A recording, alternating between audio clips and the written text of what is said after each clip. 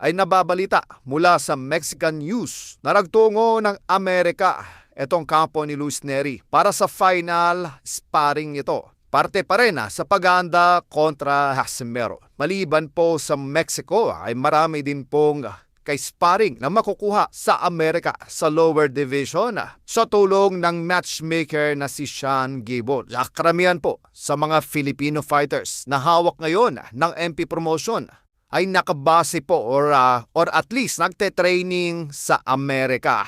Willing si Sean Gibbons natulungan itong si Luis Nery para sa kanyang paghahanda sa paraan na kung saan ay bibigyan po ng mga ka-sparring mula sa mga Filipino fighters. Nahawak-hawak ng MP Promotion itong si Luis Nery. Sa madaling salita, gagamitin po nitong si Sean Gibbons ang mga MP fighters na nagte-training ngayon sa Las Vegas upang maging sparring mate nitong si Luis Nery. Ganun pa man ay hindi pa po pinangalanan kung sino-sino ng Filipino MP fighters ang siyang mga ka-sparring nitong si Luis Nery.